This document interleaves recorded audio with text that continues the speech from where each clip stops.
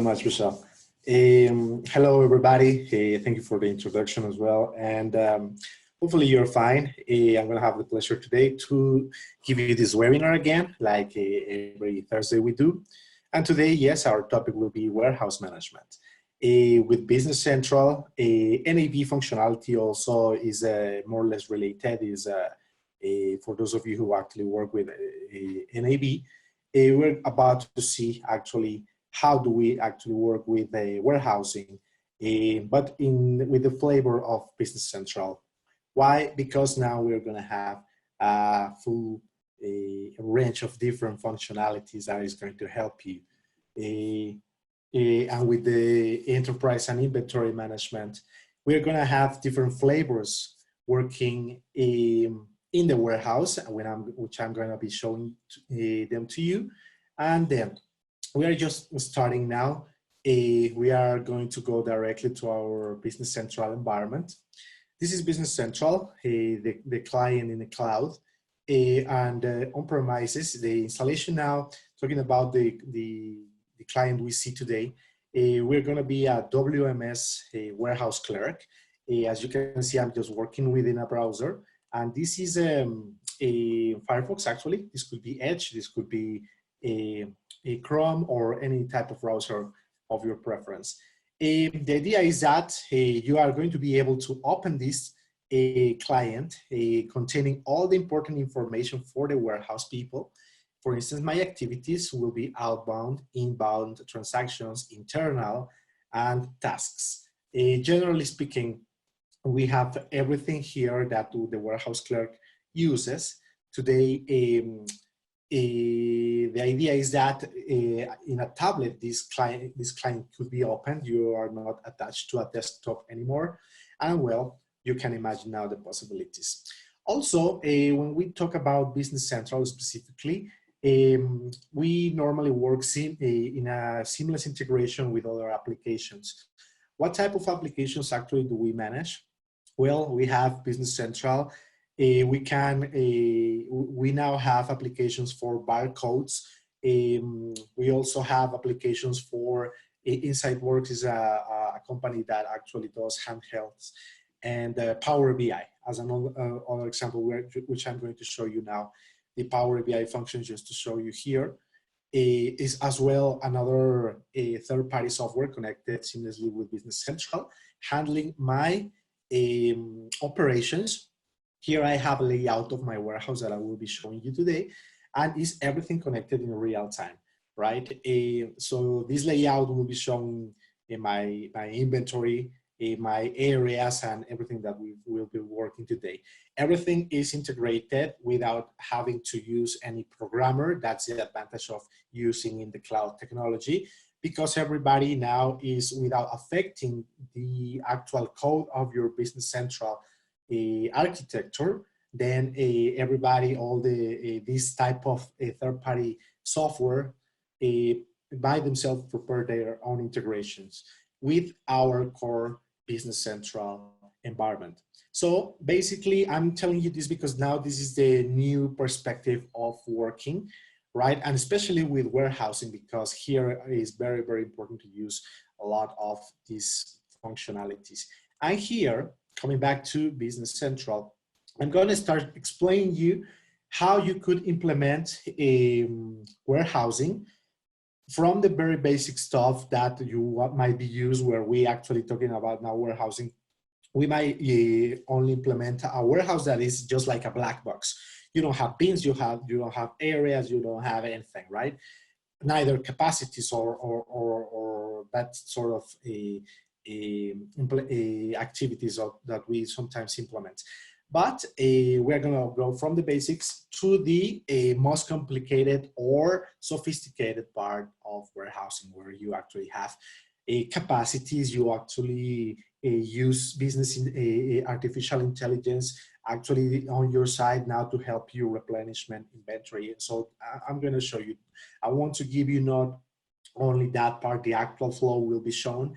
And basically what I want in this webinar is to show you the actual design while I'm designing as a consultant, so you can see and get the actual insight of what would you be using for you in your company.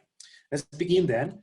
I was telling you that today I'm a warehouse clerk, and yes, I have some activities or KPIs where I'm not KPIs in terms of business intelligence, but just showing me what I have to do today.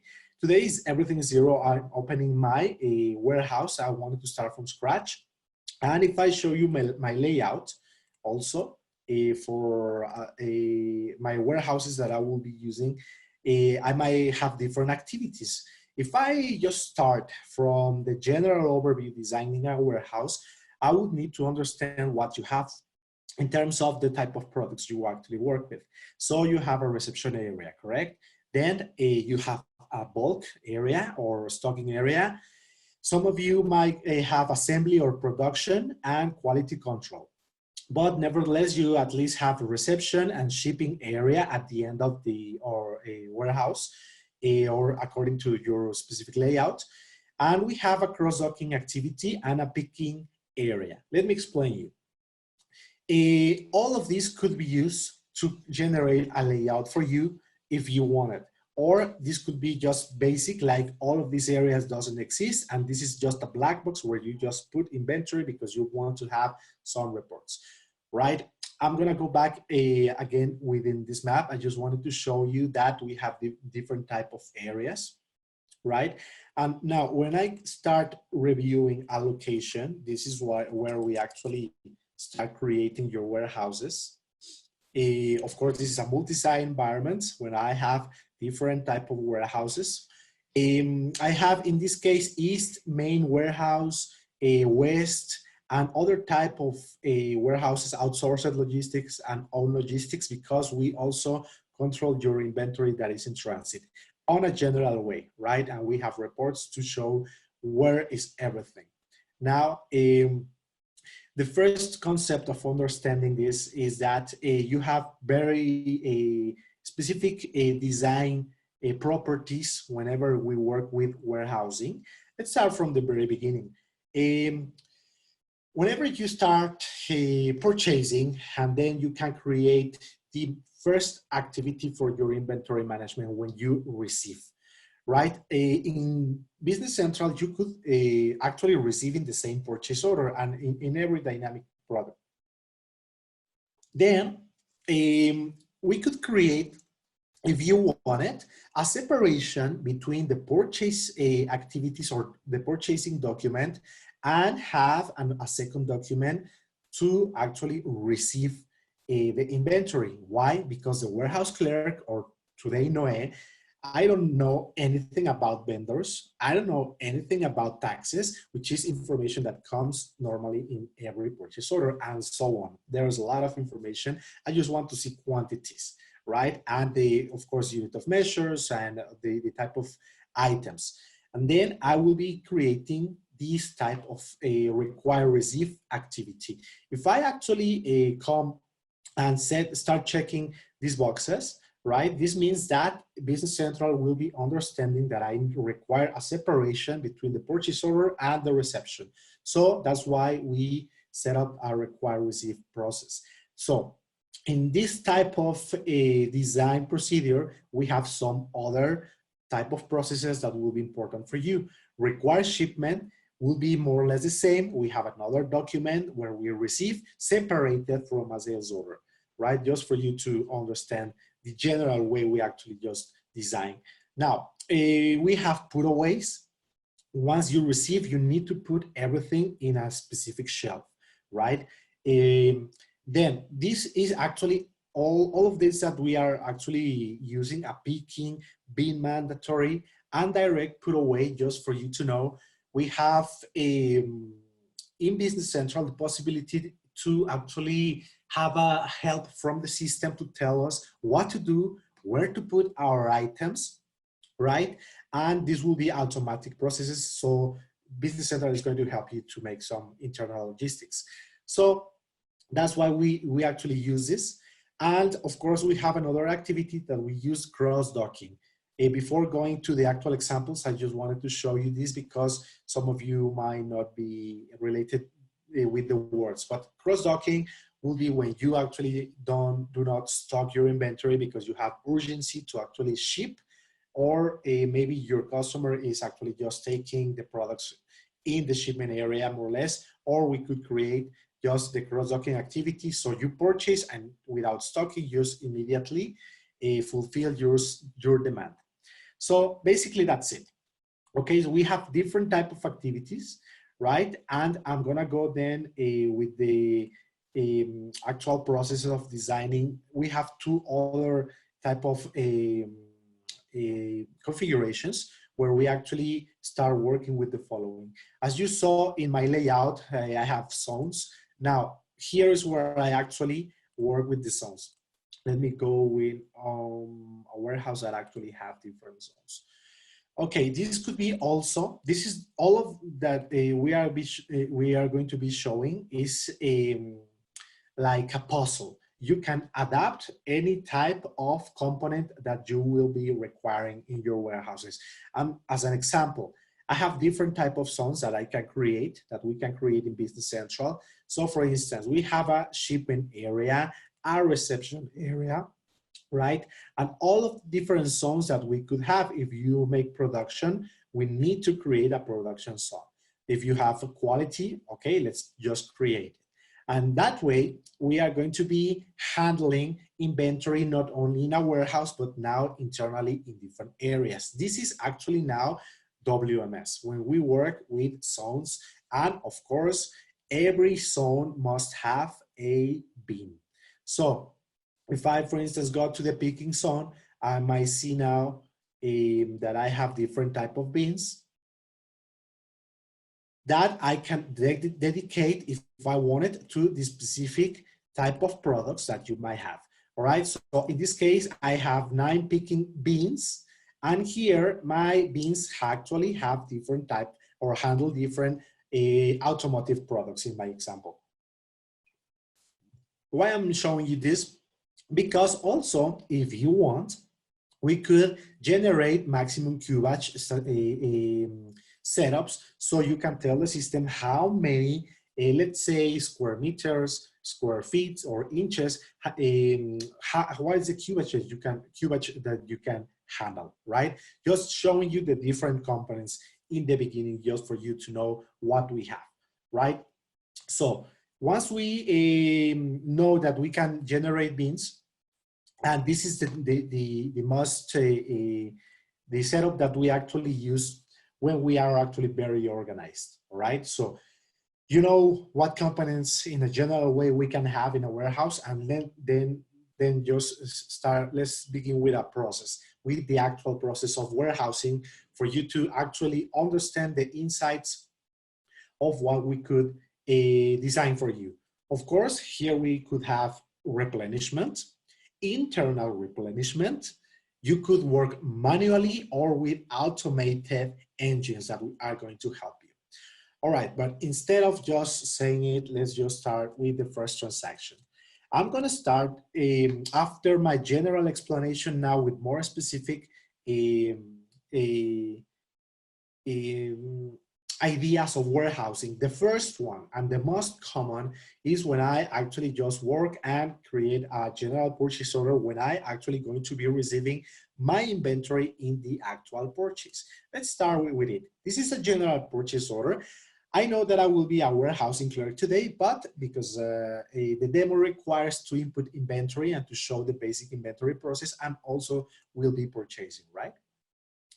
Now, when I start working with a purchase order, the first thing I need to do is insert a vendor, where the general information will be then held and will be brought from the custom vendor card, right?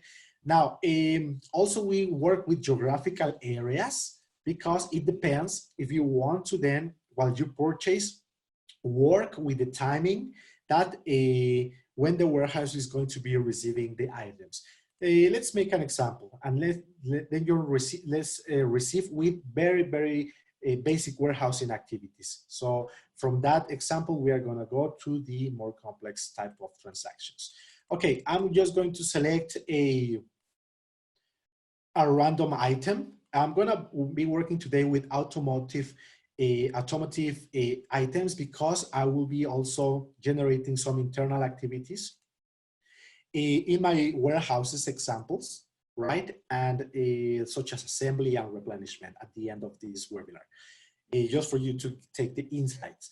Now, when I work with basics, I will be purchasing, I'm generating here my lines after inserting the vendor. I have some lines where you will be continue to insert lines and lines of your actual purchase. You could import from Excel if you actually want, or if your vendor send you purchases in Excel or requisitions, you can copy paste and import. We work seamlessly, right? With this type of with Excel and Word and Office products. Okay, the first thing when I actually just create a purchase order, I will be reviewing all the quantities. In this case, I will be receiving packages. So talking about inventory management, very important for warehousing. This is telling me that I should, by default, manage the package unit of measure when I purchase, right? Normally also when I start actually working internally, sometimes, specifically, I could generate a break the bulk activities.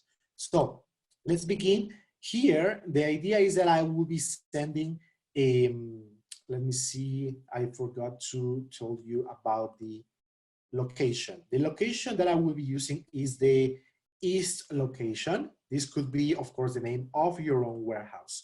Once you insert a warehouse, now you could have warehouses with basic processes and some warehouses with advanced functionality. And this is the case in this demo environment.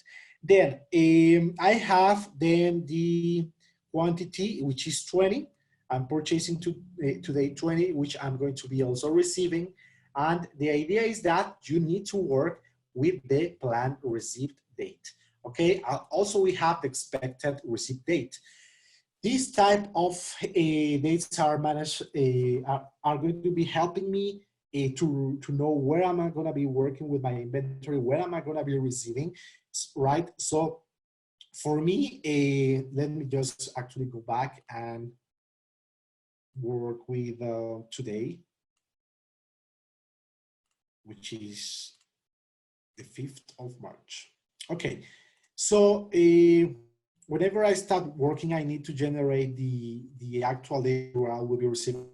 Very important. You can work with that because most of the time we work with efficiency, even though we are, in this first example, working with a basic warehousing, where I'm going to be, the idea of working with basic is that I will be just receiving everything in my purchase order like I'm doing now.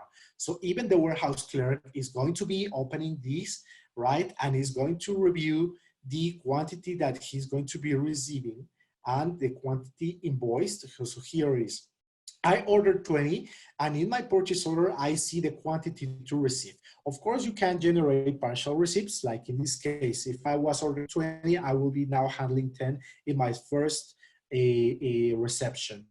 Once you actually just do that, then you just need to post your transaction. I'm gonna forget about all the purchasing information for today. And here we have two steps. We can just receive invoice and receive an invoice as well, okay? So first of all, I need to, when the vendor now is coming in the basic warehouse topology, I will be doing everything in my purchase order. So I will be just receiving by selecting the posting function and just selecting receive in order to actually just say and tell the system that I will be working now with receiving my items, okay? Oh, by the way, this is actually telling me that I need to input some information. I need to input the dimensions for area, and this is for other type of process, specifically for reporting. Okay, department, production, retail, US, fine. Let me see what happened here.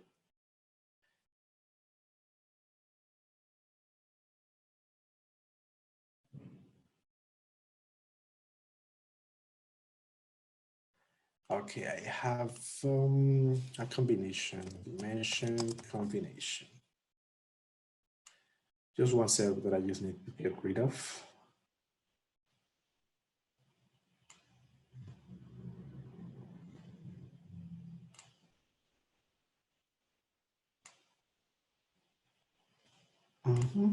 Perfect. Okay, we can continue now. Let me start receiving. Okay, also very important for warehousing, and this is coming from BASIC as well, we have inventory tracking. Now, the idea of working with this is that you can generate your serial numbers, and we can generate as well lot numbers. So in this case, because this driver side headlight, I will be checking the quality of this item when I actually just sell it. I need to assign, in this example, a lot number. We generate serial numbers or lot numbers according to your functionality. This is very important for warehousing sometimes, so I'm just giving you the insights. The lot is when I purchase something in a batch, right? I need to follow up all the items that were contained in that batch for me to actually follow the actual inventory that was purchased at once. And then I will be, when I'm selling, if I need to track the actual quality, not most of the time, but this could be also expiration dates, and this could be also just for internal purposes, identification of a specific type of different lots. So in this case, I'm just going to assign a lot number. This could be done manually, or you can have the system assigning you a lot number. In this case, Business Central is assigning the lot number 2. Very important for warehousing, even though with basic topologies, right? So once you do that, once you assign your lot number, now you can start receiving and generating. Everything, remember, is done in the single purchase order. So I'm generating different type of configurations that we could have, like the tracking. I have a doubt here.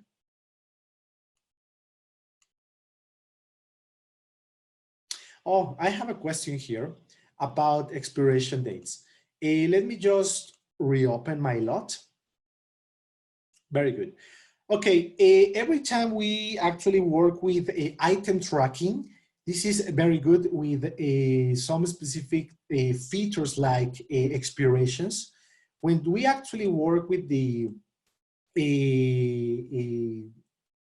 when you assign either a serial number or a lot number, very, very important.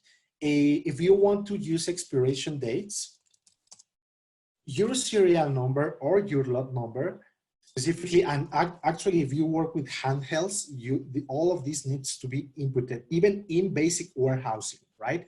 Let me just explain you some of the configurations for lot and serial numbers, just for you to take the idea. First of all, you need to generate, whenever you work with a lot number, to tell the system actually if you want to actually work with expiration dates and warranties, okay? So let's say that your warranty for a lot, I don't know the type of product that you manage, you could actually tell the system, okay, if you want my warranties, you could say, okay, my warranty for an item will be 1 year, all right? So when you sell it, as an example, you have 1 year to actually work with returns and so on. Now, if you want an expiration date, so in order to track, once we are purchasing, we are telling the system that you can handle 2 type of expiration transaction.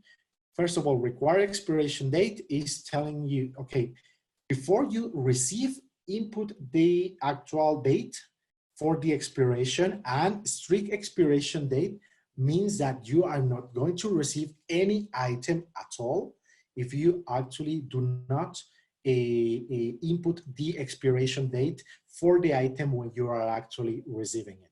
So For either a serial numbers or lots, we have warranties and we have expiration dates. Then now come back in, if I could just come back to my actual window where I actually was managing this. By the way, you can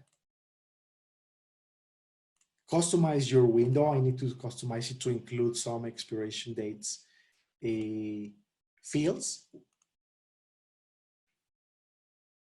Okay, from the setups that I was talking about, we must include the warranty date. And as you can see, I'm just handling everything and changing my windows manually. So I can actually customize in Business Central my windows like this.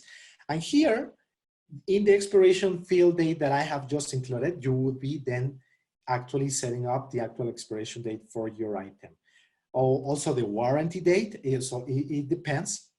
The functionality is different for warranty and expiration dates because expiration is normally managed for those items that actually you are not going to be able to sell if the expiration date is due. So that's the difference with the warranty date. You can, with the warranty date, you are going to be able to sell it maybe, right? But it depends, it depends. The warranties are also sometimes tricky, so it depends. But the expiration date is either strict, and we can strict to avoid made any transactions. Let's say in the food industry, you cannot actually work with those if the expiration date is due. Okay, so we would normally just input like this. In this case, my lot number is not handling, but I should include if it was configured to do so. Okay, and remember, if we connect handhelds, all this information should be included: the quantity, the lot number, and the expiration or warranty, excuse me, if needed. Even though we are just working on a purchase order, and as well, if you ask me, correct, yes, the idea is that you also can open, I have this question, if this could be open in a handheld for you that actually do not have the WMS functionality, like in this example, I'm working with basics. But you can take your tablet and work in the warehouse like I'm just doing now, right? So that's a good news. You are not attached to a desktop like in my example. You are actually open to work with any type of mobile process. Also, here you can now review your receipts. You have this document, and I have a reception that you can open from a purchase order. And here is my posted purchase receipt. If you want to print it, or if you want to clarify with your vendor the items that you are going to be accepting, because maybe others have some issues with the quality or so on, right? So it's important to start counting, start reviewing everything in this. The idea of the basic warehousing is that you will be doing everything in your reception area: the quality control, the vendor information that is fine, the quantity, the item quantities you will be receiving, the unit of measure, everything done in your tablet in the reception area, right? Otherwise, if you have in your warehouse other areas, we can just work with that and we are going to review it in a moment in another type of flavor of the warehousing activities. But so the idea is that now you work with this basic process, and I'm just going to now just post and print my invoice, right, just for you to see it. And if the items were okay, in Business Central, I'm going to only, this is a rule for specifically and mainly for all my processes that I will be checking, I can only invoice my vendor, and I'm going to provide my vendor an invoice only if, this is an example, only if I have received my items, the quality was fine, and then I can just generate an invoice. Everything is coming from a purchase order, right? So this is basic warehousing. I have all my documents, and this is going for AP now. My layout is not really good, but of course the purchase invoice will be with your logo, or could be with another more beautiful layout. Mine is just to show you that it's generated in PDF if you want to print it immediately, because you need to sometimes hand deliver to the vendor. Another type of activity with basic warehousing is that you don't actually print everything. You need to send to the vendors the information with email. Remember that we have integration with Outlook, with specifically now. Also, we have just telling you what will be sent. This is a purchase order confirmation.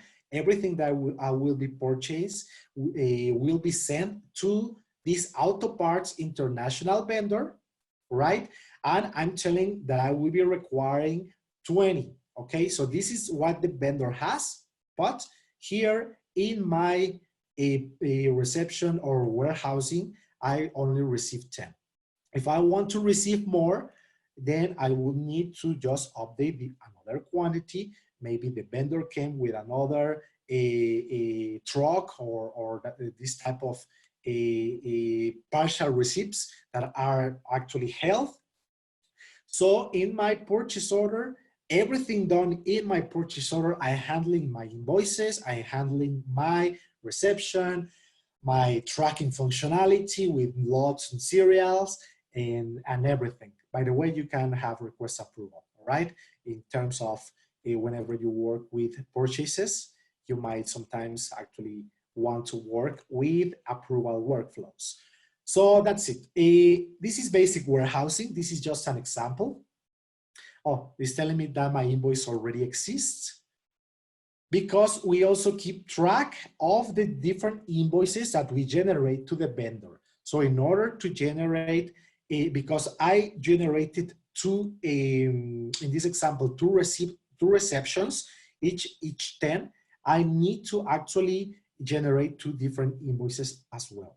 According to there's a one-to-one relationship if I want it, right? Or either I can generate only 1 invoice to all receptions in my warehousing. But this is that's a matter of AP management, which I'm not going to be showing today. But now the order is posted. When we work with basic warehousing, the purchase order will be completed only when I have received and invoiced everything, all right? In terms of, I can only invoice what I have just received.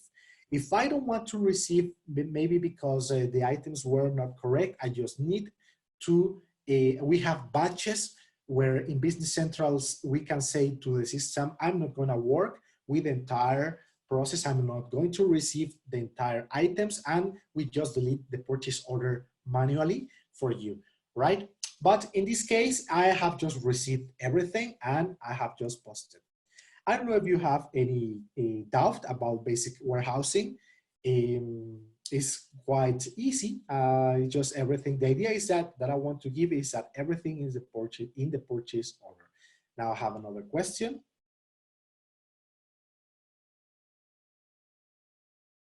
Oh, very good. In this case, I have a question about how to work with workflows, authorizations, and in this case, for instance, the warehouse clerk and the warehouse supervisor. Okay, in this case, let me show you. I forgot to mention something really important about these specific settings that we have. Normally, when we work with the permissions, not only the workflow, but only we need to restrict the screens to be shown. Let me go, for instance, the business manager. The business manager is a person that actually takes care of a division in a company that could also, when we work with basics and purchasing, he could also generate purchase orders, not yet the warehouse clerk. So we could, for instance, work with permissions, basically. So here I can generate a purchase order the business or your purchase team is going to be seeing and generating the purchase orders, right? So if I today, the purchase manager, generate my purchase order, and here they just generate a document as a purchase management, or the purchase team, they just create a purchase order, generate the items, etc. Basically, once we are working in basic warehousing, they are not going to be able to receive. So we would restrict the reception functionality, right? Today, in this example, the business manager is not receiving, right? What do they do? First of all, they actually click on the release function of the purchase order. I'm going to click now, and we have two statuses. Today is open, my purchase order, while I'm updating. For me, I'm making the negotiations as a purchaser, and the status is open. Once I have finished that, I'm going to click on release. And this is, well, in this case, I haven't completed my purchase process. I need to input at least a quantity. And once I completed the purchase order and everything is completed according to my process that I require with lot numbers and everything, then I just need to release it. Okay, another field that is missing here. Okay, once this is done, I can just release it. And when it changes status released, then the warehouse clerk is going to be able to see this purchase order, right? So first of all, we have a separation of responsibilities, and with permissions, we block the functions. For instance, of course, the business manager that I'm showing you is not going to be able to receive. This has got to be done with the actual warehouse window that I'm going to show you. I'm gonna go back. So I just wanted to show you, okay, here, the business manager is reviewing how many sales orders. He has actually created 11 purchase orders, right? So this is his windows, his role center, and he's taking a look at other information, other charts, and even a trial balance. I'm gonna go back now to my warehouse window. So for all the warehouse clerks, we adapt another role center, which could be a warehouse worker. As an example, we have another for shipping and receiving only.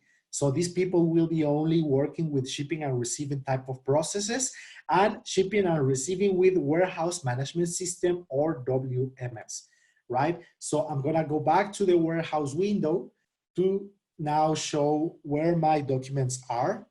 Now this person is not going to be able to see everything that I have just created before. But let me show you the second flavor of the warehousing, because this is only for the most advanced functions. Okay, we have a flavor when we adapt the windows for the window for the role center for the warehouse clerk. And here in this window, he has expected purchase orders to receive. So we'll work with these two type of responsibilities and role centers, right? So here he has the functions. So he has the expected purchase orders that will, somebody else in another area in the company generated, and he can see all these different documents, right? So he can still see the purchase orders because we are still working with basic warehousing, right? So basically he is going to be now reviewing the actual purchase order, and he's reviewing his activities that he needs to do today. So these are the expected purchase orders today, right? And we have other type of activities, right? Whenever we generate a sales order, but we work in that specific sales order, more or less the same we did with the purchase part. So hopefully that can help with that specific question. So we separate the activities with different windows, and somebody will be generating purchase order, somebody will be only working with the reception part, but everything done in the purchase order, right? So once that is done, I need to explain you other type of activity. Let's go to the second flavor of purchase of warehousing, where I'm going to just generate another feature for my East warehouse, and I'm going to be showing the require receive option. If I actually just come back to the location card, I have all these activities that I can set up, but in order to start working with separation, I'm going to start with require receive and require shipment. You might tell me, Noé, I understand everything in the basic warehousing, but to me, it doesn't make sense to do everything in a purchase order, right? I need an actual document where the warehouse clerk has his own documentation for reception, for shipments, and other type of activities for picking and putaways, right? But that's more advanced. Let's begin just with the reception and with the shipments, okay? So, okay, it's not a problem. We can design it for you. And you can tell me also, Noé, we have some time. We don't deliver everything on time. In the same day like you are doing in the demo, we are working with real time, so we might have an outbound warehouse handling time that specifies when you can deliver a product whenever you have a sales order in order to generate a shipment date. All right, so in this case we are going to start working with dates as well, because we need to pay attention to when can we actually deliver or receive a product. So as well, we are going to be generating one document for the warehouse clerk. Some of you do not do everything in a purchase order, and we're going to go through more insightful processes. Also, you can have a calendar that you can create for your warehouse.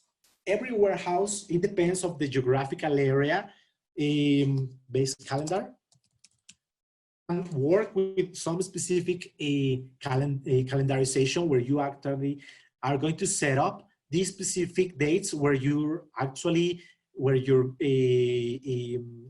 warehouse is going to be able to process transactions, all right? And here you can input, and we are telling the system which days are not working. For instance, we don't work on Sundays. With this, and when we work with dates, then the warehouse, we are telling the system, do not include the Sunday in your date calculations, because we have functionality when we promise to deliver, and you are obligated to deliver to the customer, right? So we work with days, but not only as an option or as a suggestion, but with actual requirements, specifically with WMS, right? But actually with all warehousing activities, we can generate functions that are going to obligate the warehouse people, and we work with KPIs and so on in order to work with timing, all right? So that's why we use, just for you to know, a calendarization. Okay, basically, that's the second flavor. We are not using yet beans or automations or anything complicated yet.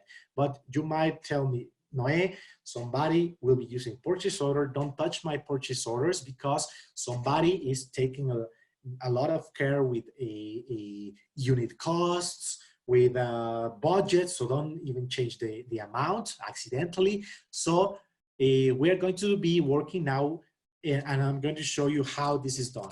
I, of course, need to generate a purchase order again. I'm going to be creating it, and because I'm the administrator, I will be doing everything, right? But actually, this should be done separately by two different people. First of all, the purchaser will be just handling the information that is going to be about the inventory that is going to be purchased.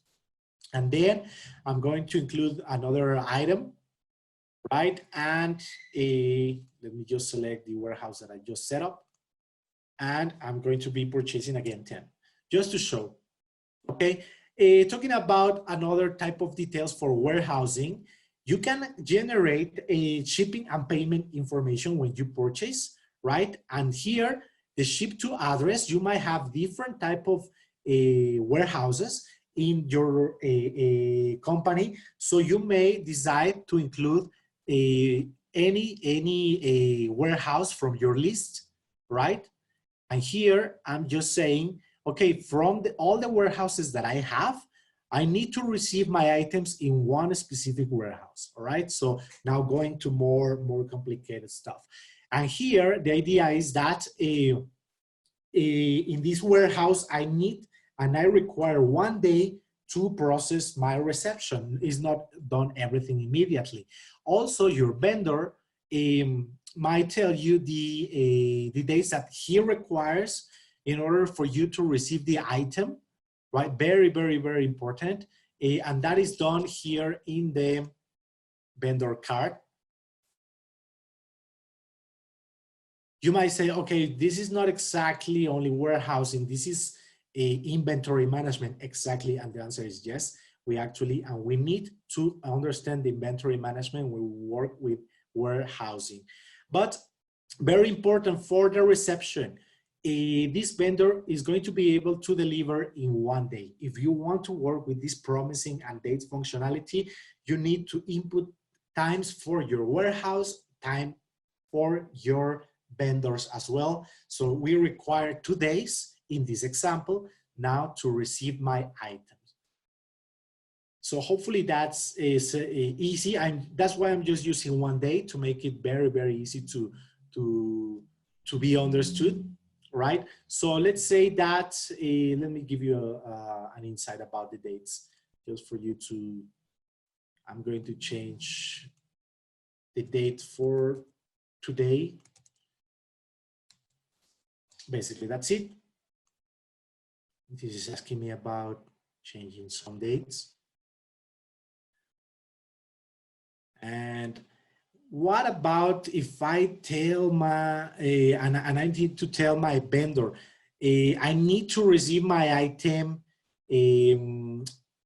okay, let's say tomorrow, as an example, okay? Then, by the way, I'm negotiating, yes, my vendor. If I talk to the vendor, when is the earliest possible data that I can receive my items? And if with the basic calculations that I have just explained you before, the expected receipt date when I'm going to have my inventory received with the time that it takes from the vendor and from the warehouse, the item will be on stock on the 7th of March, all right? With those specific basic features that I explained you. So just for you to take and pay attention to those type of insights.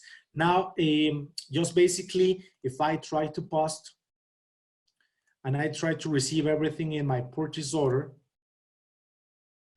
I have an error and it's telling me there is nothing to post. I cannot do it now in my actual a purchase order or like we did before. But in this case, we need to actually work and generate some other documents before I actually work and prepare everything. I need to create and prepare another document that will be an actual reception. Let me show you now the separation. Remember, now we work with 2 documents that are completely different. One is a purchase order, and once you generate the dates and make the negotiations with the vendor about the price, the items, and when you can actually receive everything, and then once you know that, you are going to release your order, correct? And that's it. Once you do that, the warehouse clerk is going to know, and the system is going to actually prepare and schedule the task for the 7th of this month for March, all right? But since just for the demo, I'm gonna be doing everything just right now, right? But for me, the idea is that the purchase order is still here, and this has generated a warehouse receipt. So I'm not going to be receiving anything in the purchase order. Basically, that's the idea. And the warehouse receipt, once it's generated, this is the type of process that he will be, let me see, there it is. The type of process, the warehouse receipt is just there. It's generated automatically in another document to now work with this. In this case, because of the time constraint, I'm just going to leave the receipt there. I'm gonna go directly to WMS, okay? But in this case, the second flavor of warehousing is that you're going to generate in a separated process the reception and as well the shipment when a sales order comes and you're gonna be preparing everything, right?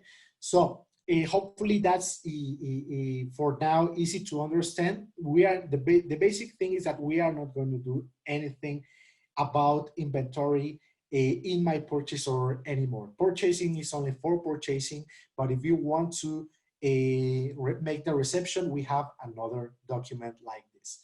Now, I'm gonna work with some more advanced features, and I'm going to show you in one single exercise all the stuff that I'm now preparing. Remember, the purchase is there, and I need to actually prepare some receptions that were released, right?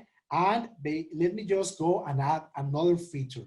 Now that you have seen the separation between documents, I'm going to start adding more. And you can select from all these components what you will be looking for your own company. Now, if I go back to the designing process, I'm going to add the reception. I'm going to go now to another warehouse that has everything configured, the most advanced one, right? But I have the reception, so I understand. I won't be working in the purchase order anymore. I have another reception document. As well, the shipment will be in another document. But I need to show you now some other features like putting away, like picking, and being mandatory. So I'm going to jump into the complicated processes, right? Now, of course, and I'm going to, oh, why not? I'm going to now include, and I'm going to be working with directed put away. So we have different documents. We have reception, shipments, putting away, picking, and I'm going to activate, and it's actually activated now, the actual engine that is going to help me with the suggestions of where to move my items. Now I'm as well going to show you my warehouse where I need to just review my actual layout because I need to understand the following. My inventory and my warehouse can include bins, maybe not, could, but basically I have a reception area now, and the people that is working in the reception area, they will be handling their own type of document only for reception.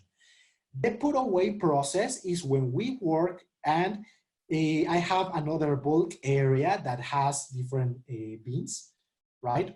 But all these different bins actually in another area, right? Could be are optionally if you want to actually use them or no.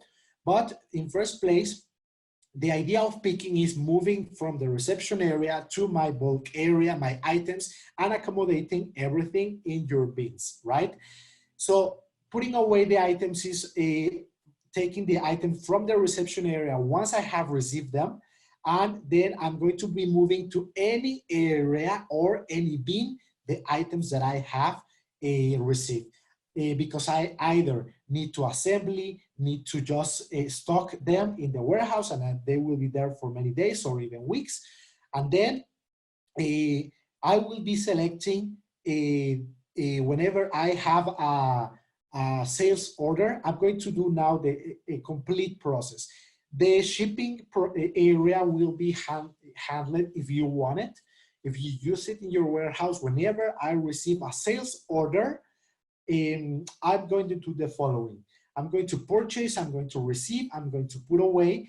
And when you actually have the demand in place, the sales order or a transfer order to another warehouse, either you need to create a picking process, right? Either for components, if you assembly, or for just a finalized items that I just put in my example in my picking area.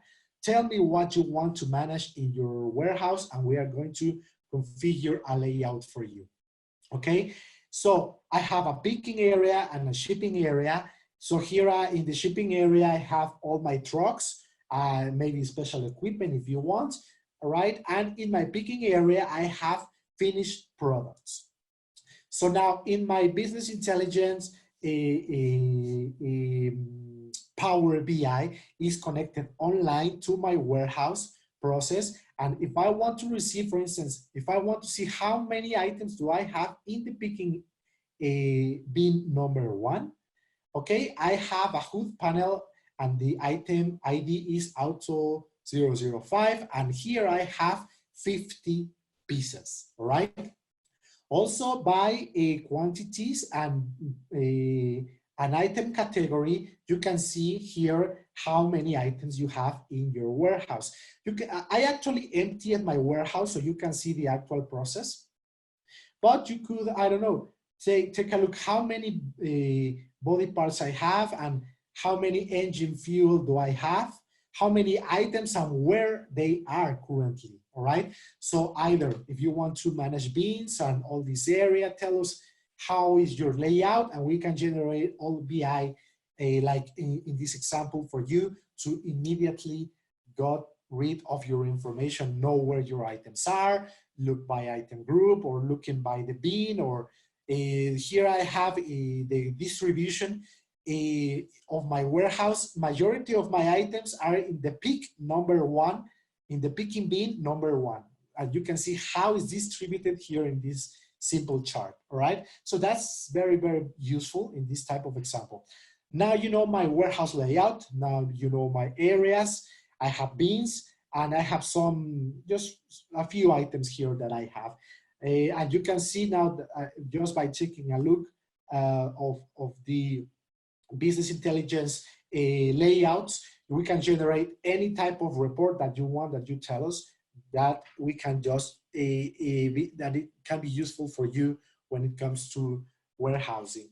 Okay, I'm gonna go back and I'm gonna start working now with the actual process. In this case, I'm gonna go more advanced and I'm going to start assembling. Some of you work with warehouse management and you also assembly items. I'm gonna work everything in one single exercise. Now, you saw that the actual, let me just start purchasing. The actual warehouse has a reception area. I need to start putting away. I need to do all my transactions. I just going to show you now the documents, and you can select from all these documents what you would like to have for the warehouses. Remember that we can generate a specific warehouse design, and this could be, they could be different for every type of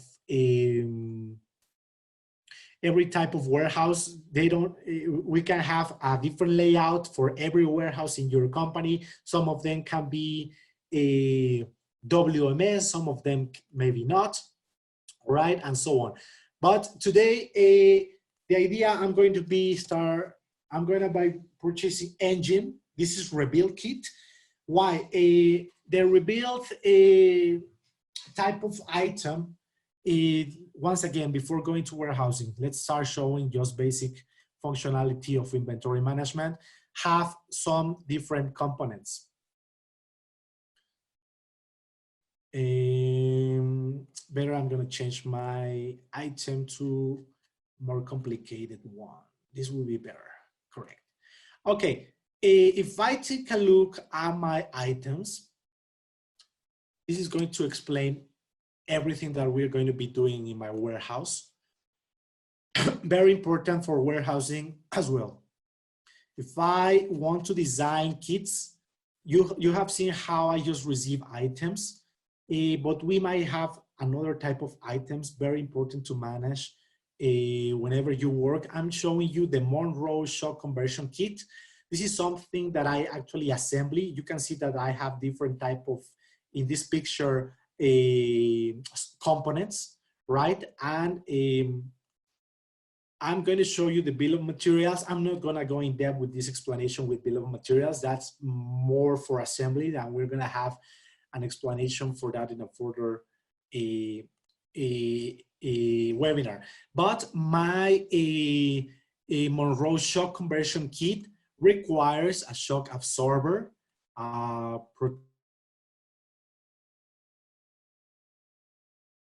springs, mounting hardware. And we have different pieces, right?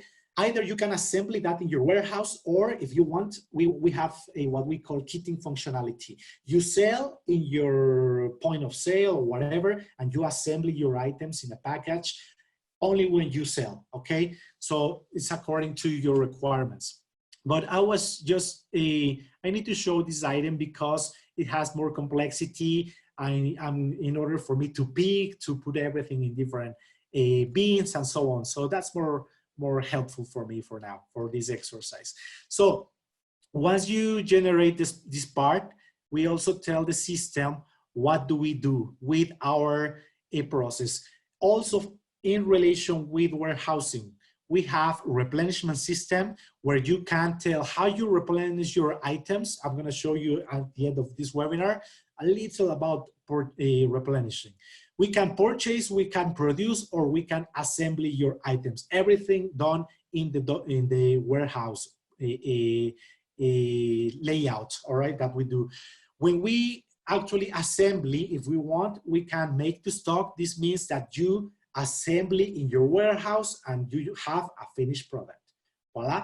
This is not advanced manufacturing or anything. This is just take your items, pick it and assemble it very fast. Maybe just make the pack and just immediately put it in the picking zone to be actually attending your demand. Or just make to order when you don't assembly anything, but just take your components and take it in the shipping area just to deliver immediately. But this is a kit made of different items that actually are just one, okay?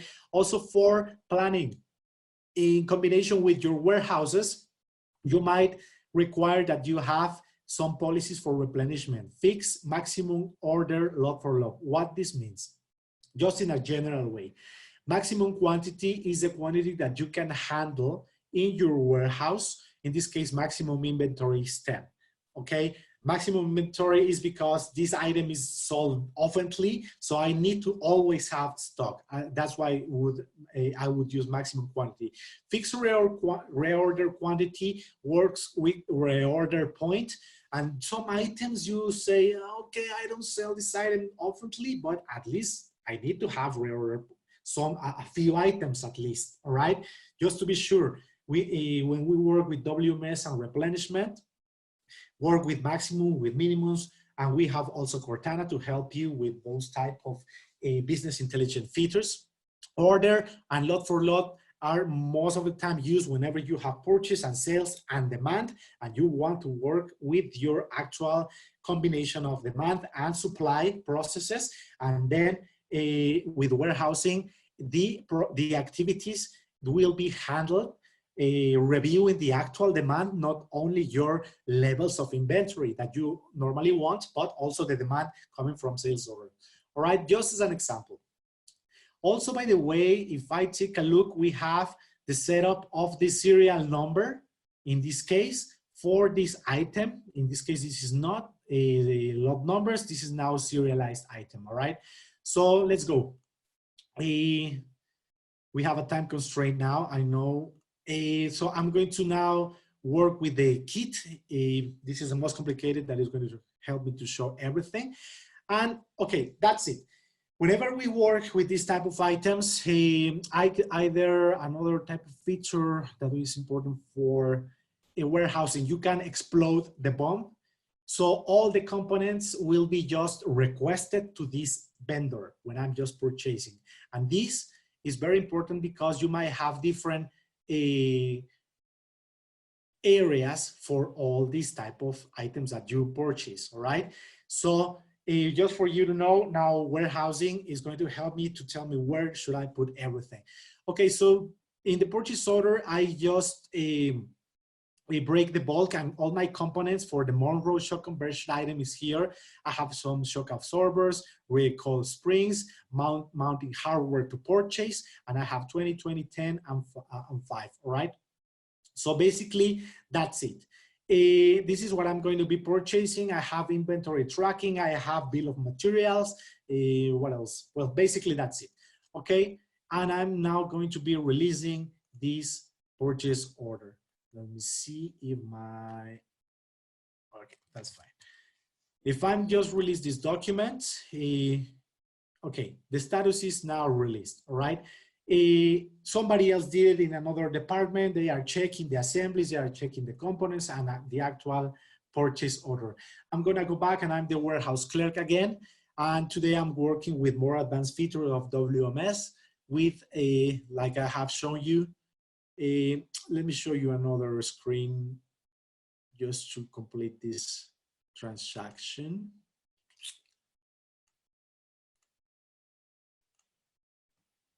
There you go. While this is updating, the idea of now what I will be showing is that the warehouse clerk is here now. He's going to be accessing Business Central for the first time through in the morning, right? So first of all, he has different activities that he needs to perform: movements, put away, speaks, all these type of different activities. And the bin contents is just a report to know where everything is. So for me, that I'm the warehouse clerk, also this window will be handled in a handheld. The warehouse receipt process is done like this. I have now different bins and different areas, and I can receive a different type of documents. Let me show you. I'm going to generate a warehouse receipt for the first time. In WMS, what do actually the warehouse clerk does? Okay, because you have different documents, all right? In first place, what we do is process what type of document we have. Let's take a look. We have the get source document process. I have a lot of purchase orders that actually I need to receive, all right? So the idea is that you can actually just, if you know as a warehouse clerk, the purchase order that you need to receive, your manager is indicating you need to actually receive one specific purchase order. You just select and from the actual menu and just come and receive the actual purchase order. All right, like in this case that, because I have just shown you that purchase order I created, I just selected the purchase order and they don't see any purchase order at all, or transfer order or sales order or anything. They just see the items and the quantities to receive. Basically, that's it. I have another function that is going to tell, okay, you might ask me, Noe, I don't only receive one by one. Of course not. What I do is I have in my different areas, I receive the truck is coming from a vendor, and I have different purchase orders, like the purchase orders where the vendor is actually coming and giving me all the items from different purchase orders because I purchase a lot, or a container as well, right? So we might, I don't know, tell the system, okay, let's now filter the information. A Noe batch is a document where I actually tell the system what I will be receiving: a container, a truck, or only for a vendor, or let's make a, I have different filters. For instance, I could even receive by item, all right? I will be receiving one specific item. So just select it if you want to filter, even the unit of measure of the item by box, can, and pieces, whenever. This is just a filtering window. Also, I have different documents. I will be only receiving purchase orders, let's say, right? But also you can receive inbound transfer orders from another warehouses, right? So it depends. Now, this also can be also managed with a manager that is going to be assigning work to everybody, right? But in this case, I'm just showing you the functionalities here. And as well, we could only generate only for one customer, or in this case, excuse me, one vendor. Only I want transactions from one specific vendor, Auto Parts International. If you select that filter, and if you actually just run this process, all the purchase orders that will be, in this example, all the purchase orders from this vendor now will be presented to be received in this document. So hopefully that's a self-explanatory. You can filter your documents, the type of items, one specific vendor, I don't know, returns, or by shipment code. So you have only for imported goods. I will be only receiving imported goods, not local goods at all. You can filter, right, with different type of shipment method codes that we actually set up. This is when we implement, we can set up different type of shipment methodology, right? So you can, for instance, speak about location, free on board, free carrier, external warehouse, right? And so on. Cost and freight, well, these are the type of purchases that currently I know that manage freight services, right? So those, just to give you an idea of what we can implement. All right, coming back, I have selected a purchase order with different items, and the quantity to receive is here. Very good. And okay, you can see here my due date. We said that for me, the warehouse clerk, I have 1 day to receive these items and all the purchases that I need to receive for today, right? And the due date is here. And this is for measuring a functionality, right? And here, if I try to post receipt,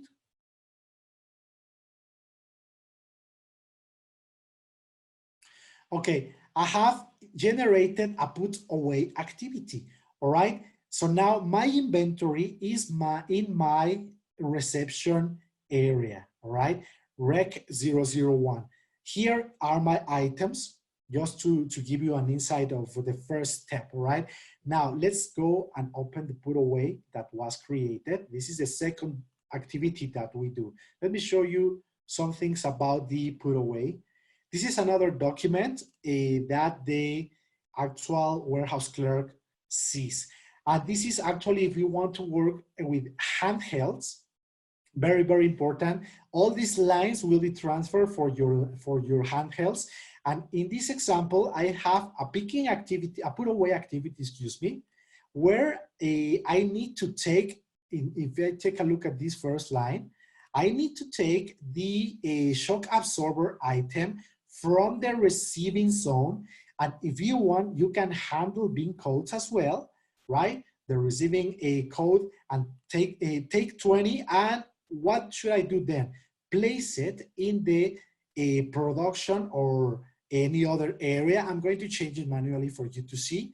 I know that I need to produce this item. Let me see. By the way, where am I going to be working? And the basic process is that I will be changing manually, just as an example, right? Just to give you an insight of the transactions. And here, where are you going to be putting your item manually? Because first, this was suggested by the system, right? I'm going to explain you at last how this is done. Okay, but I'm going to do it manually. This could be also done in your handheld. And I'm going to place everything in the out of being in the number 1. Okay, so basically that's it. I'm going to be receiving the other item from the, taking it from the reception area and taking it to the bulk, just to show you the manual function that you can actually perform.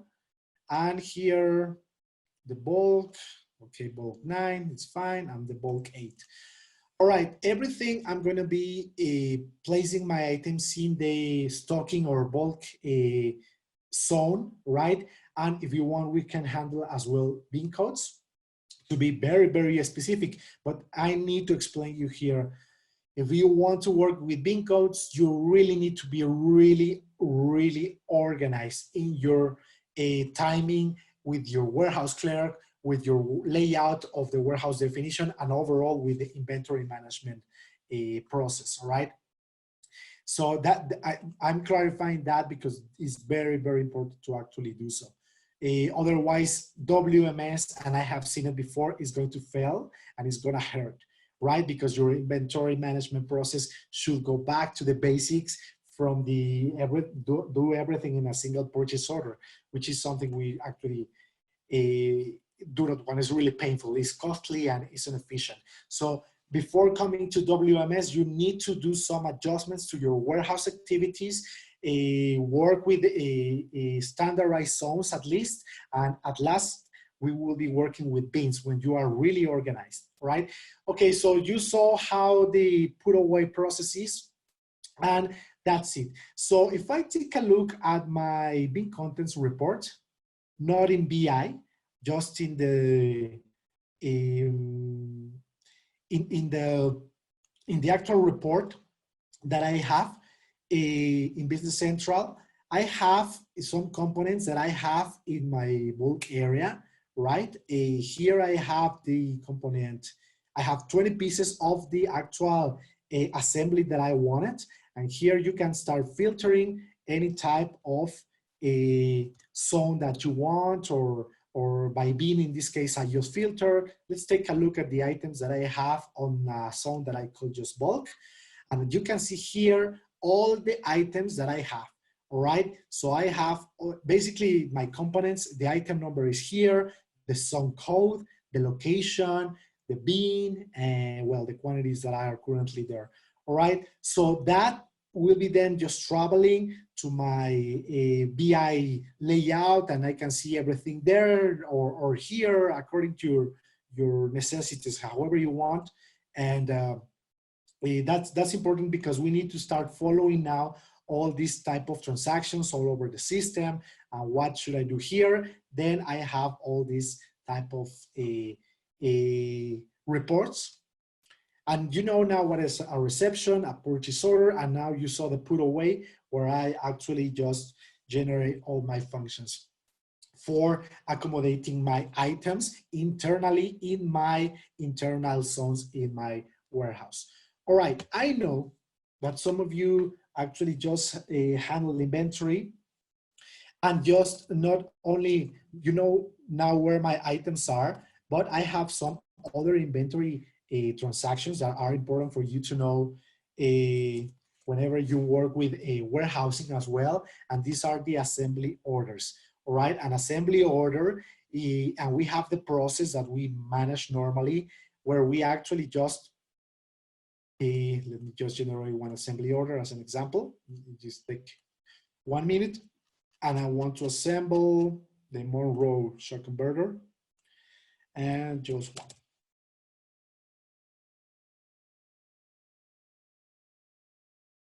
Okay, now this is telling me that I have a due date, okay? So I need to actually set up and pay attention to all my dates and everything to attend, and everything will be very, very important also to show with WMS. That's why I'm showing you this, because remember, now I'm working not only to receive, to put away, but also to assemble items.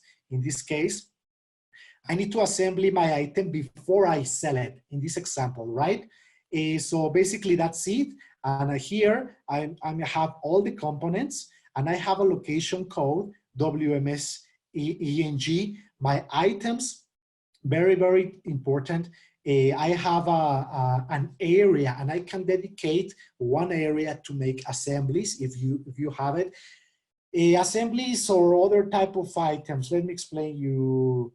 Food industry might manage packaged items or produce items. Well, in this case, I'm showing you this is our automotive because it's very, very easy item to item to understand, that I have components. Voila, I just need an assembly order. I'm going to release it, and everything will be done in 1 second. You need to understand that this is not complicated manufacturing, all right? Most of the time used with WMS because you package, for beverages, you have 6 packs, 12 packs, 24 packs, and so on. And you need to sometimes do this type of activities. So when it comes to warehousing, once again, remember that we are not focusing at this point of all the sub-assemblies or this type of complicated processes, just explaining you that assembly is something really, really easy. And whenever you need to actually work with also these features that we work normally in WMS, I'm just going to assign a document I'm going to start creating some warehousing. So everything we do today is related to warehouse, right? So I have the assembly order. I need to pick my items and put from a bulk or reception or wherever my items are, and I have, if you remember, an assembly zone. All right, so I'm assigning as well a user that will be working with this picking process, and I can set the breakbulk filter because in the assembly area, I don't manage, or other areas, I don't manage anymore pallets, I don't manage trucks or containers, I work with pieces. So you need to set the breakbulk filter. You can do it manually, or you can do it with this suggestion to automatically do it, okay? So that's more or less the idea. And I have just generating a picking activity. Let's review now the picking process. So remember, we are gonna go and work everything with all the activities related to warehousing. Let's try to take a look at this part. This is now a part of the activities that I will be just generating. This could be done automatically. The system can tell you where the things are, right? And where you need to start putting everything, right? So I'm just doing it manually. I'm going to show you both. In this case, what I'm doing is take the items for an assembly consumption that I need. So the warehouse clerk is seeing this document. They never see from where they actually take their activities, right? Somebody else is generating purchase orders. Somebody else is generating assembly orders, right? And they are just reviewing that they have reception, put away, and in this example, another document, a type of item, a document that is the picking process, right? So in this case, I'm just telling the system from where I'm just, once again, take my items and place it, and look at this. I have an assembly bin code that is called assembly in, all right? Because in my assembly area or in my produce area, for those of you who manage food processes or electronics or automotive, like any type of simple or very basic, like kitting type of processes, right? This type of management of inventory is very common if you want to manage it, all right? And this is the way we just do it. Now, whenever I just select the bin, Business Central is telling me what is the content that I have in that bin. I have in the location called WMS Engineering Warehouse. The bulk code is zone. So here in this zone, I have the component 11, where in the bulk number, in the bin code bulk number 8. So talking about characteristics about my bins, I can generate that this bin is going to be fixed for this item, right? Or this could be by default, but meaning that you can generate a bin that by default manage some items, but they are not mandatory. So you can see now some features of the bins specifically. We can generate bins specific for items, or they can be floating, which means that Business Central is going to remember which items you placed, and for the next time you once again receive items, is going to give you the suggestion to once again use the same bin for this same item. It's not fixed, but it's giving you suggestions. So basically, I have just generated picking, and here this could be also as well a handheld. Remember, very important to understand this type of processes. And I don't know if I just give an explanation of what you will be seeing. This could be a handheld actually if you have WMS currently. If you don't, and if you want to do so in the future, at least I would need to work with my design process of my screen. Let me show you. And at least you might need to connect a simple scanner to a tablet like this, right? And you can do all this work that I'm showing through a tablet connected through a scanner, or if you want to start maybe making some demos, start working and start make the look and feel, you also can connect a scanner to your mobile device, like in this case, a cell phone, right? Connect it and start scanning. And we prepare this document and we send it to your cell phone. Right, so for those of you who are just starting with WMS, but well, in this case, coming back to my actual warehouse pick, I have selected from where I have where I'm going to be taking my items, where I'm going to be placing them, and the quantities here. You can do partials. Remember, these are just suggestion and everything. If you see it in blue, this means that they are just a suggestion. You can change the quantity manually, and specifically because you might sometimes you don't even have the items. So very, very important. Now I'm just going to register the picks, the picking, and once I've done it, this means that if you remember, everything was now, if I take a look at the bin content, if I take a look at the bin content that I have, let me just clear the filter. I have some items in the assembly in a bin code, right? So with this,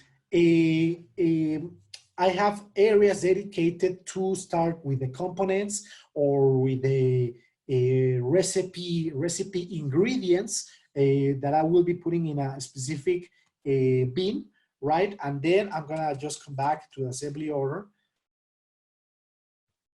in order to just complete my process of the assembly. All right, so with that, if I just take a look at my assembly process, the idea is that it's released, everything is now picked, and I'm just going to post my assembly order. So I have a new item, and this is telling me, hey, you have a kit or a new finished product basically, but you still need to assign serial numbers, all right? Very, very important through all the processes that we manage. Before having this type of a final assembly, we need just to generate the actual serial number that I will be having. Let me just, where this option was, order tracking.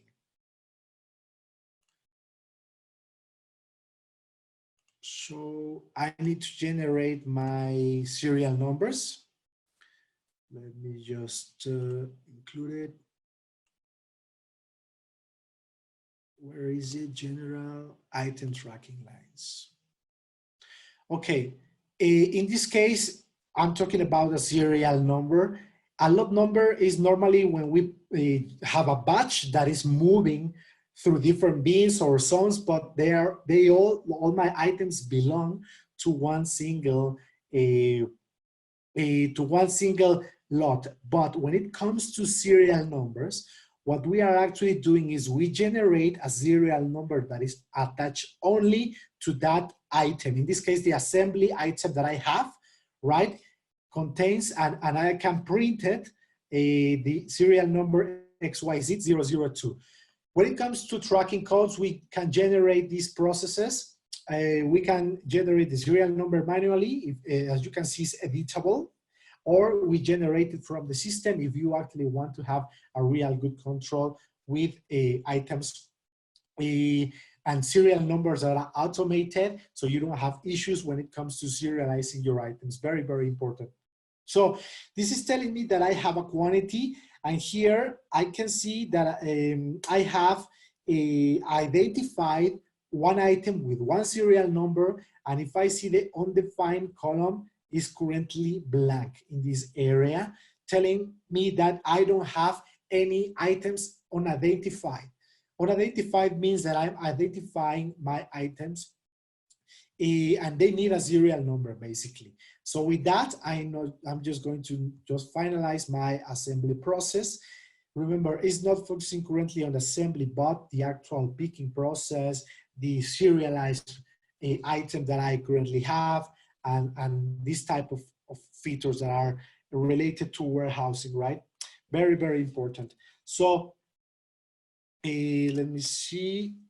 Once I have all these, let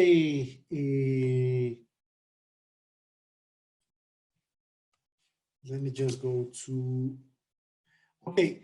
Once I have the actual components in place and I have just finished my process, let's try to create a sales order.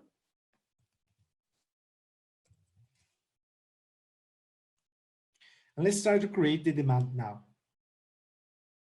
I have items available, maybe not. I need to try to understand that part, what I'm doing here. Oh, before selling, I forgot to show you that we also have internal movements.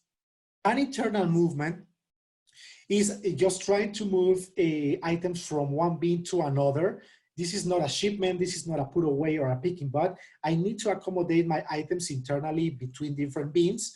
And basically here, the idea of when I'm actually just working with movements and worksheets, if you remember, I have capacities. I'm gonna show you at the end of this presentation, but remember that I told you that I can work with those type of things. And by the way, I have also priorities. Before we move, I'm prepared because I'm working now with a warehousing intelligence. In this movement, what I did is just calculate the bin replenishment. This is an automated process. And I'm telling the system, okay, help me calculating what I need to replenish internally, because in some zones I'm selling, in some other I'm assembling or preparing produce type of items or different activities that I have, but I cannot pay attention to everything. Help me to do so. And I want to maybe filter by one specific bin, so help me replenish one of my bins, help me replenish one item internally or other type of operations, all right? In this case, what I'm doing is I'm replenishing, if I recall, I'm gonna check it in a moment.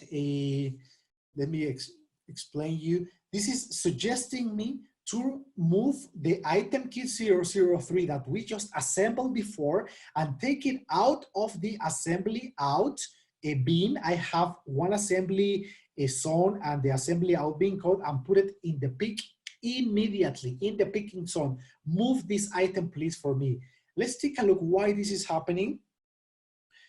If you want, we can also go further into the functionality we can set up for you, because we are going to be working with the actual priorities and the specific, let me just show you my areas, zones.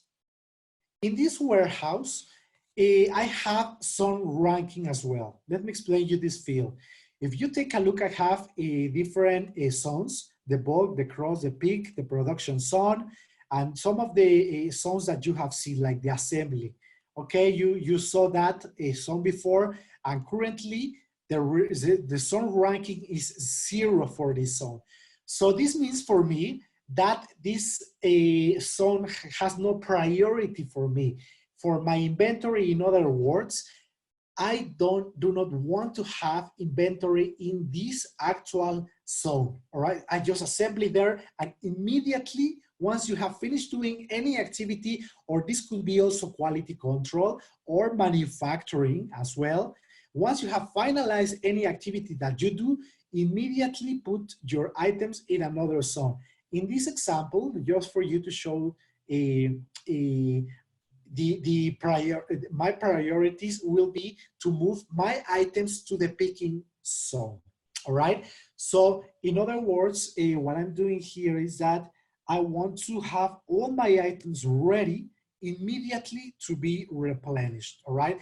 I don't want to work with, excuse me, with late items and Only when I have the sales order in place, I will be then only moving my items because I will be having a bottleneck.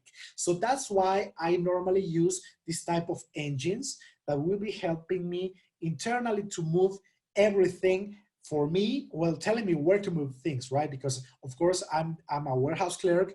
I only have a handheld, and that's the only a thing that I will be then just working around my documents. I don't see, I don't know who is assembling, who is purchasing. That's why I'm creating this type of transactions all over the place. But actually, I just work with a single and a simple document to pick, a simple document to make transactions like this, the movement, and basically that's it. So the system is telling me to move immediately everything to the picking zone because of priorities, and I'm just going to create the movement immediately. So I work on I don't know, at least every 1 or 2 hours in my warehouse. I work with these type of suggestions from the system, with the intelligence, basically, to help me updating my warehouse to the necessities for priorities, for sales orders that are arriving, right, as an example, and so on. So basically my movement is created. I don't have to do anything else. I'm not and I'm not working manually anymore.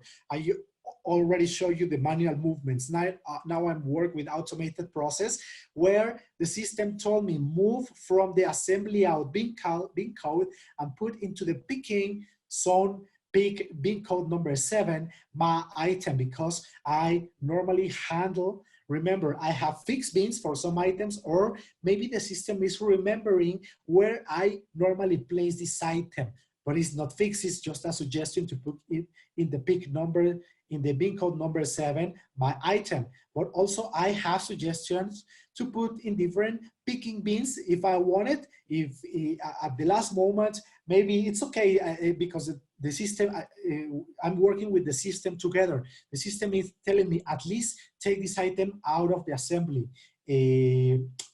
So, but I can still come and manually change if I just see that in the picking bin code number 7 is already full, because I also work with capacities.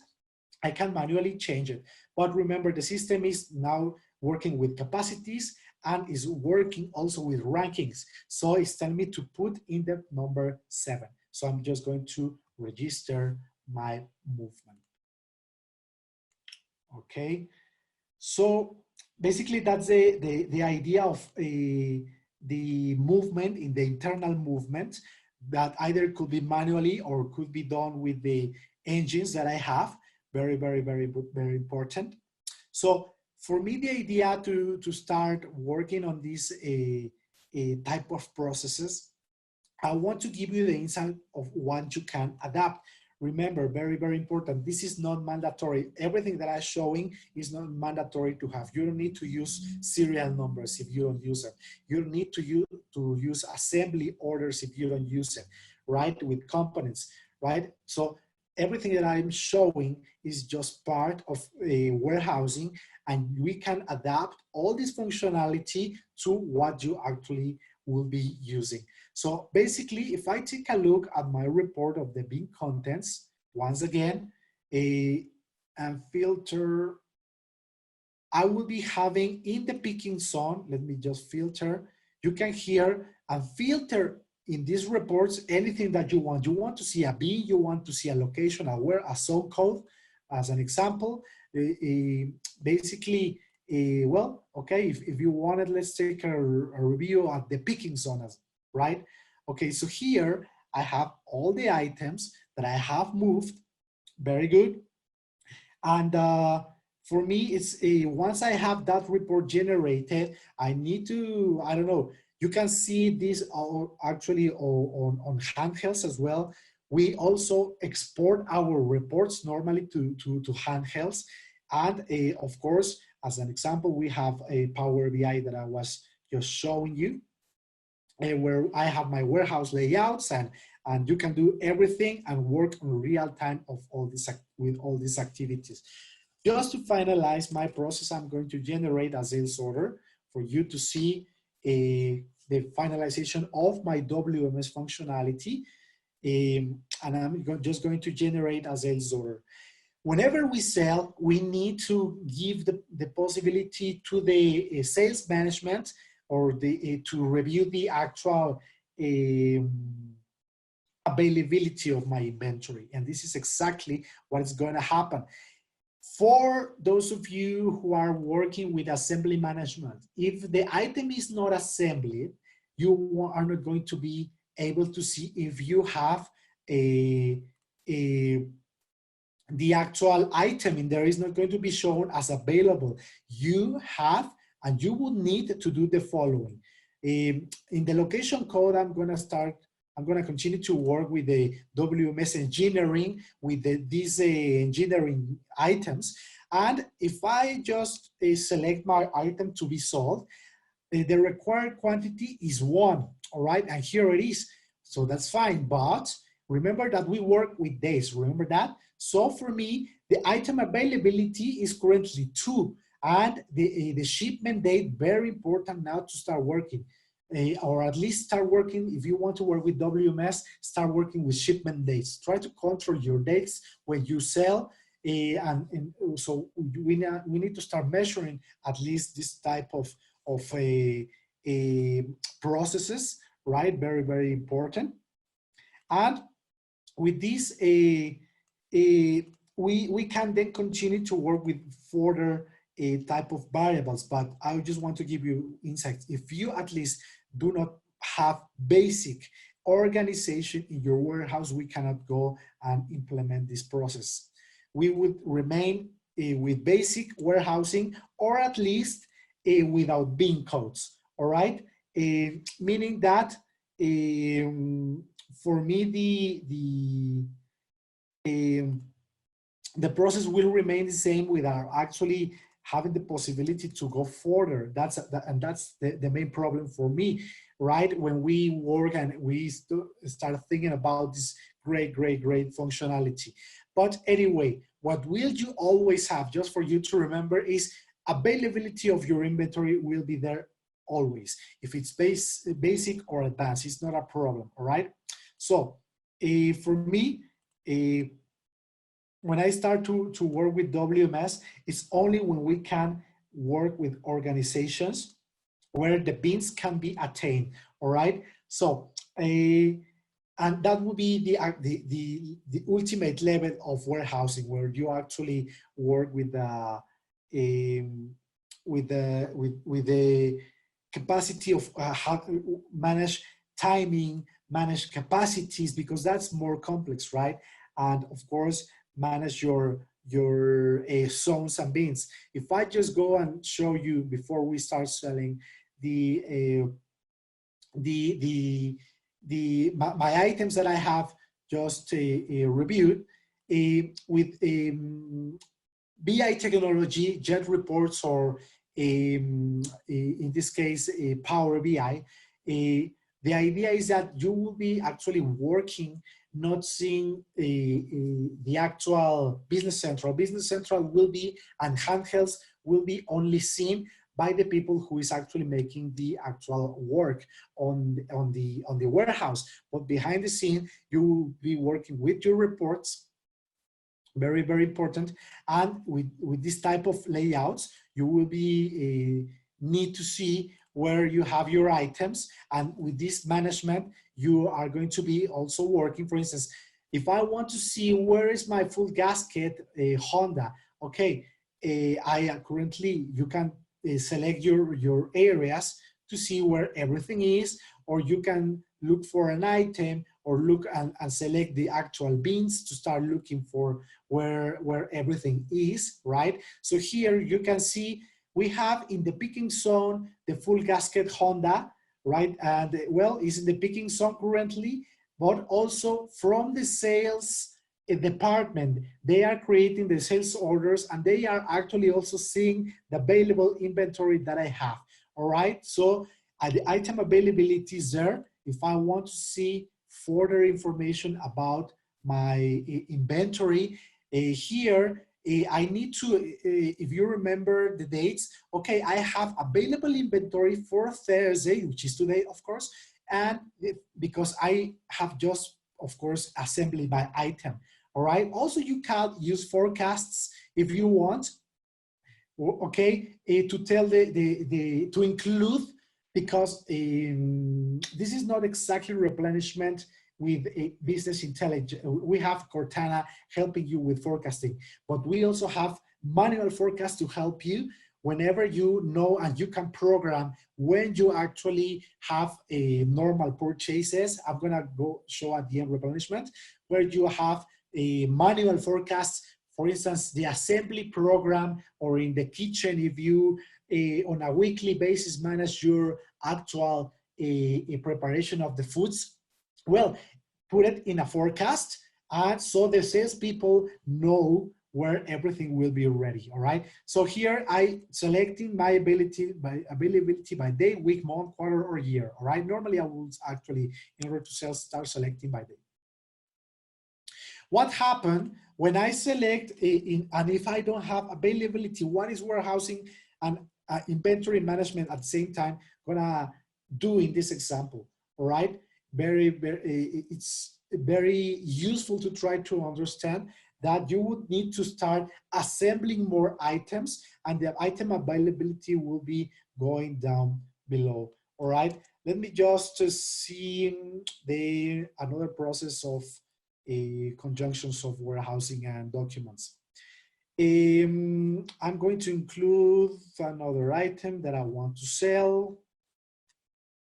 A glass kit. Okay, so we are selling automotive parts for a car, and I'm selling a complete glass kit, right? Very good. So I'm going to start selling one glass kit. Somebody's coming to my POS or even to the warehouse, and this is telling me, hey, I don't have sufficient inventory. What do we do now? At this point, the warehouse clerk are not seeing anything. We haven't sent any type of information to the warehouse module, so nobody's seeing anything that I'm doing here. I'm just continue to sell. What should I do in this type of processes? Okay. Oh, excuse me. And here, for me, the idea is that I can send information to assembly. And from the actual sales order, I can just include this information and send my item to be a assembly when I'm actually assembling here information. Now the system is telling me that I don't even have components. That's why I'm showing, the system is telling me errors, because I need to work also and try to understand, if I don't have the item, what could I do then, all right?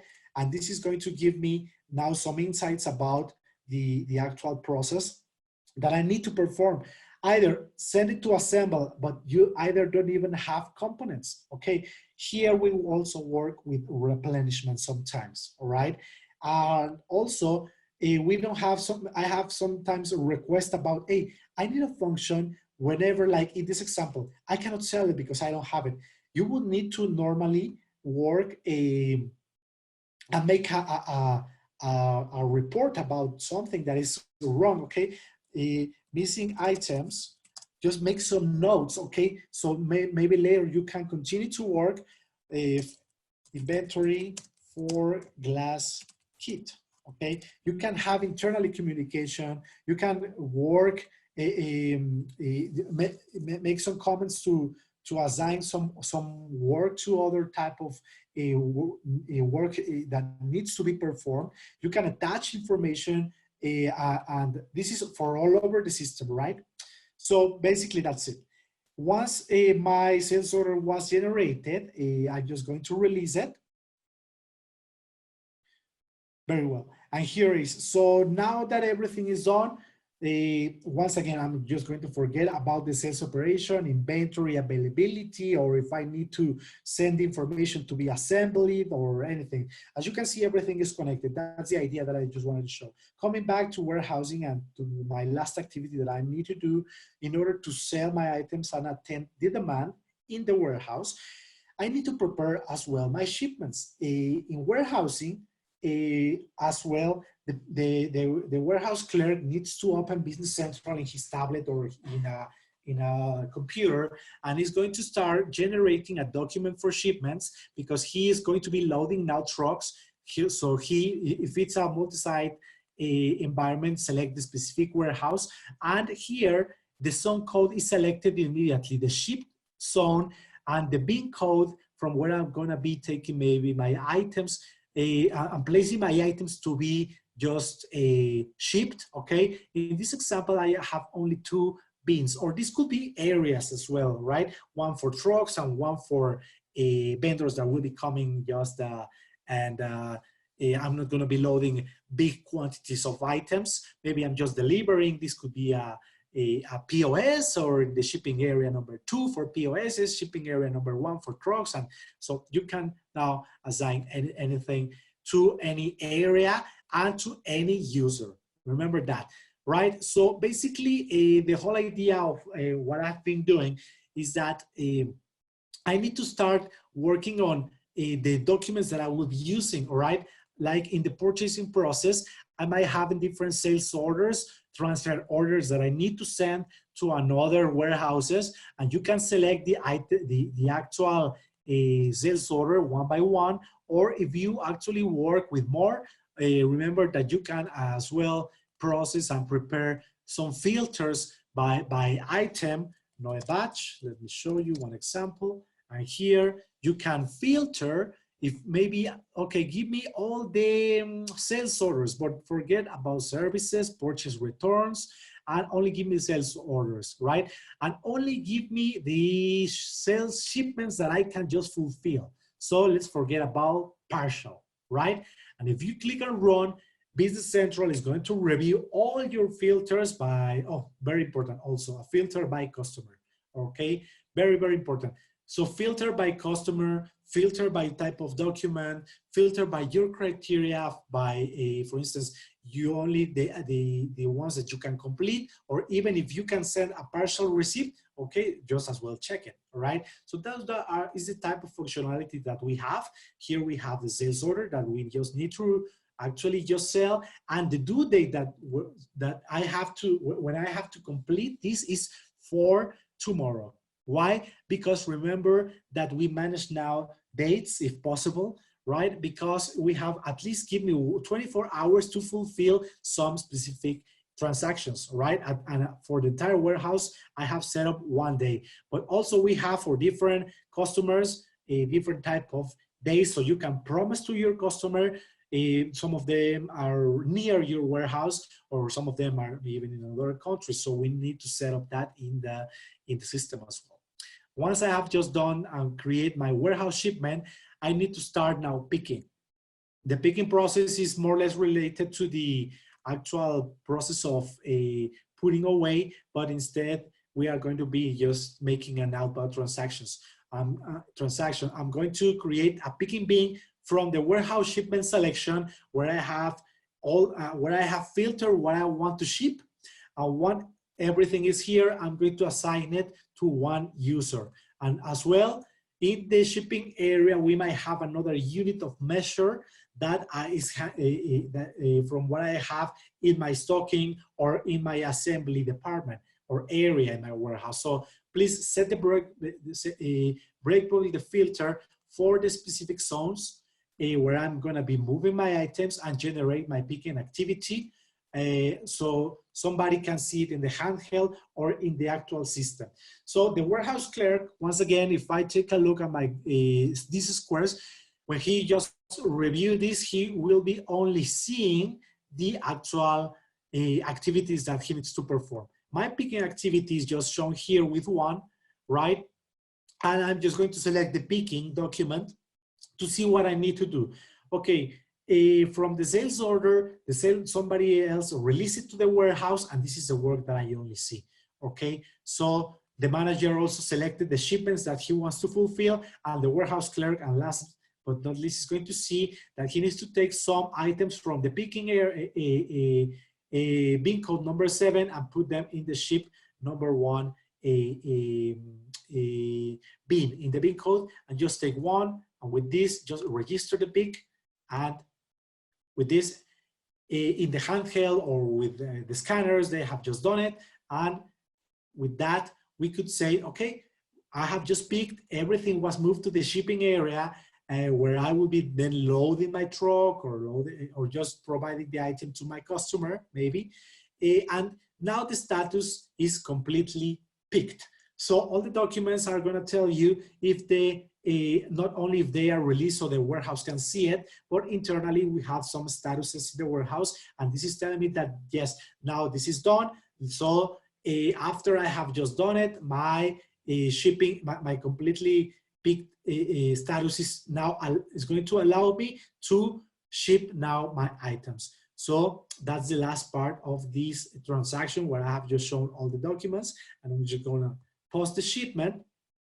And now the manager will be in charge normally of reviewing that everything is completely, and the manager is going to review if he can ship it, and also he might need sometimes to create the invoice to deliver to the customer immediately, right? So it depends on how you want to do your actual process. Very well. Now this is telling me that I still need to assign the serial number. Why? I have already assigned it when I assemble it. But remember that I will be having a lot of different kits that I will be having in my picking area. But so when I take them in the shipment process, I also will need to assign which specific serial number I'm actually taking from my, or was delivered to me, right, before I actually sell it and deliver it in the truck or to the customer. Review, please assign your serial number, lot number, once again assign, in this case, the warranty date, and if the expiration date would or is due by today, the system is not going to allow me to sell this item. So it depends on the configuration and the inventory type that you actually have. Very important for warranty dates. The warranty date will be starting from the date that you have today, and the calculation behind the scene will be starting for today, for 6 months, 1 year, according to your requirement. And the expiration date can be managed that you can sell it even if it's expired, or you can restrict it to not sell it, and you won't be able to ship it. It's not going to allow to prepare the shipment if that's the case. Okay. I have some availability warnings. Let me just click on yes in this case, but that's not a problem at this point for me. So the idea is that I just would need to tracking. Okay, no problem. Okay, so once I have finalized my shipment, the idea is that I will be having the sales order was posted immediately, and then, well, in another process in the financial side, you will be working with invoices. So I'm not going to show the payment process at this moment, even though some of you actually sell and receive the payment immediately, but that's another type of criteria. For now, I'm going to be focusing only on the inventory.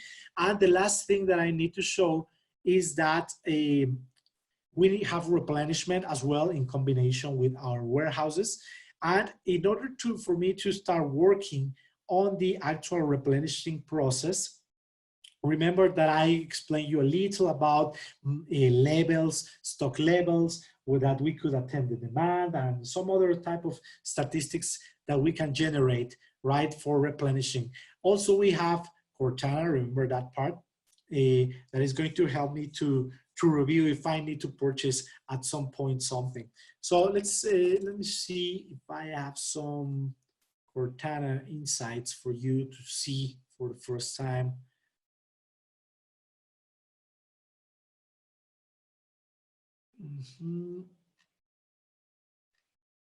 Okay, the idea of replenishing basics, just to give you insights, also related to warehousing, very important.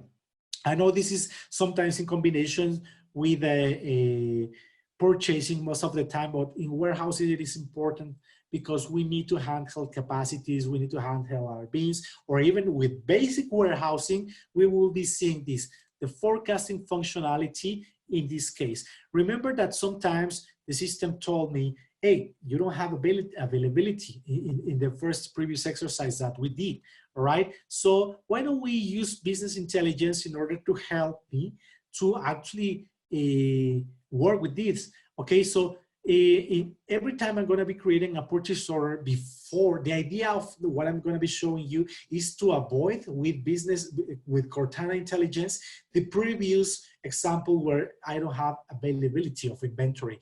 Who's going to help me with that? Cortana. How does that work? Whenever I start creating a purchase order, the idea is that I can just forecast in order to show inventory forecast or show the sales forecast, right? So the idea for me, whenever as a forecast exists, in this case, well, this item doesn't have a sales forecast, but I have at least an inventory forecast where I'm going to be, if I take a look, I will be only having 4 pieces of this type of item, all right? And so on. The idea is for me to start checking all the forecasts every time I purchases and if they exist, because Cortana is actually analyzing for me the actual information, right? I'm going to explain you just in a nutshell what is this. The forecast that is going to help me, that is being held here, is going to help me to create purchase orders with the actual suggestion that is given me. So sometimes I don't have forecast because I still have inventory, and according to the forecast for the demand that I will be having, business intelligence is not giving me any information about inventory to be purchased. But in this case, I need to create a purchase order as an example, right? So with the suggestion from Cortana to actually purchase an item, all right? And it's giving me the information that I still need. It was for just set up the actual warehouse, and you already received the actual 4 that you still need to purchase in order to avoid, right? These are just suggestions. Of course, there's a whole webinar about forecasting. We're gonna have it, no problem. But for now, for warehousing, take the tools about this type of informations. Forecast is being held in Cortana when you actually tell the system the horizon that you actually want to hold, in this case, 1 year in the future, okay? The stock warning horizon is also gonna review 3 days. I don't want to have stock warnings or for the following, at least give me 3 days of stock security. And this is gonna be held by Cortana. And the expiration date, if you don't purchase after 1 week, this suggestion, Cortana is gonna forget about it. What is the model that we are using? Well, we are different. We have different type of models, all right? In this case, ARIMA is related to, ARIMA means average dynamic model, more or less. So we have in extension for our warehousing and replenishment activities, like I showed you Power BI, I show you that we have the handheld. Well, I don't have the handheld today, but we have it. And here we have a forecasting model that you can as well. Well, I need to explain it in another webinar, but I have in Azure business into a Cortana artificial edge intelligence coming from Azure, and yes, this is for my user. And here I have different models of a forecasting done in Cortana, an integration where I will be receiving my input from my system, web service inputs, enter data manually if you want it, and execute scripts and just run the model from Microsoft Azure, right? And here we have our run button. And the final process of my workflow is come back and make a web service output for me. So from this model, I'm having the ARIMA is like I said, ARIMA is reviewing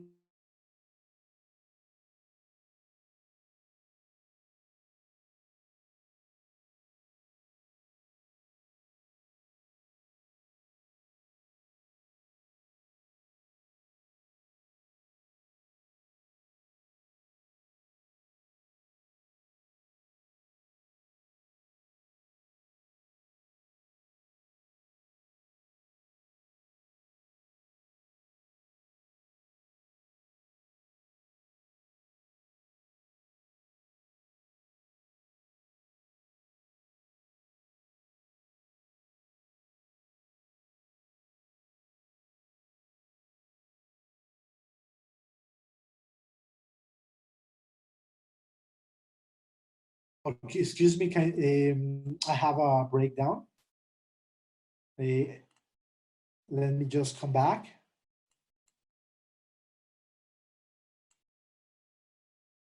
Okay, sorry for that inconvenience. I'm almost finishing just with the replenishment part. Just to give you once again, just a simple insight about this. And here we have a planning worksheet where I can calculate the inventory that I would like to replenish. And in my example, I just need to open the planning worksheet and let me just delete this part. For warehousing, a very important.